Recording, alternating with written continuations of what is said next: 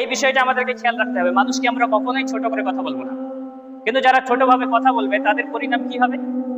আবু জাহালের দিকে তাকান। আল্লাহ রাসূল সাল্লাল্লাহু আলাইহি সাল্লামকে তুচ্ছ তাচ্ছিল্য অপমান করত, আল্লাহ রাব্বুল আলামিন বদর যুদ্ধে তাকে ধ্বংস করে দিলেন। তো দুনিয়াতে যারা আমরা নিজেদের বড়ত্ব দেখাতে গিয়ে মানুষকে ছোট মনে করব, হেয় প্রতিপন্ন করব, আমাদের পরিণামে এইগুলোর পরিণাম আল্লাহ রাব্বুল আলামিন দুনিয়াতেই দিবেন। বেলাল রাদিয়াল্লাহু আনহু ছিলেন কালো কুচকুচে।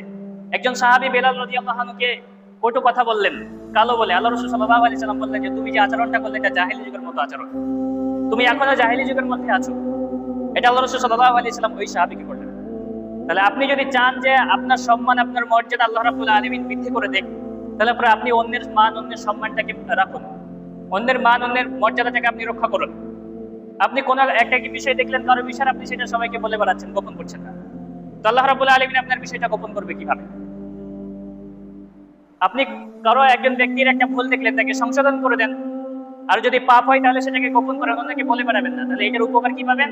যদি আপনি দুনিয়াতে মানুষের পাপকে গোপন করেন, কিয়ামতের দিনে আল্লাহ রাব্বুল আলামিন আপনার পাপকে গোপন করবেন।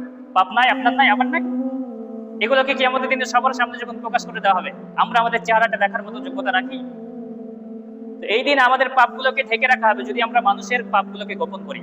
কারো কোনো একটা বিষয় দেখলেন তো আমরা বলে বেড়াচ্ছি র্যান্ডমলি, একে সেকে ওই অমুক ব্যক্তি ওই অমুক ব্যক্তি, ওই মহিলাটা ওই রকম, ওই ছেলেটা ওই রকম, ওই মেয়েটা ওই রকম, আমরা বলে বলে বেড়াচ্ছি না? আবার এমনও হচ্ছে যে আমরা নিজেরা পাপ করছি, এরপরে আমরা বন্ধু মহলে আমরা সেগুলোকে বলছি। আল্লাহ রাসূল সাল্লাল্লাহু আলাইহি সাল্লাম বলছেন যে কোন একটা বিষয় আপনি পাপ করে ফেলেছেন গোপনে, কেউ জানেন, আল্লাহ রাব্বুল আলামিন ক্ষমা করে দেবেন। কিন্তু আপনি পাপ করার পরে আবার বলছেন বন্ধুদেরকে যে আমি এই পাপটা করেছি, অমুক মেয়ের সঙ্গে আমার এইরকম এরকম ছিল, অমুক ছেলের সঙ্গে আমার এইরকম এরকম ছিল। যেটা মানুষের সামনে আপনি প্রকাশ করে দিলেন, আল্লাহ তো হচ্ছে শ্রেষ্ঠ বিচারক, আপনার ওই বিচারটা আবার করবেন আল্লাহ। যেটা কেউ জানতো না আপনি জানতেন না, আল্লাহ দেখেছে, এটা ক্ষমা করে দিত। কিন্তু আপনি যখন এটা মানুষকে বলে বেড়াচ্ছেন, তখন এই পাপটার বিচার আল্লাহ রাব্বুল আলামিন করবে। কাজে আপনি যদি চান যে আমার পাপগুলোকে গোপন রাখা হোক, আমার সম্মান এবং আমার মর্যাদা রক্ষা করা হোক, তাহলে আপনি মানুষের মর্যাদা রক্ষা করুন। আল্লাহ রাব্বুল আলামিন এমনি এমনি আপনার মর্যাদা রক্ষা করবেন।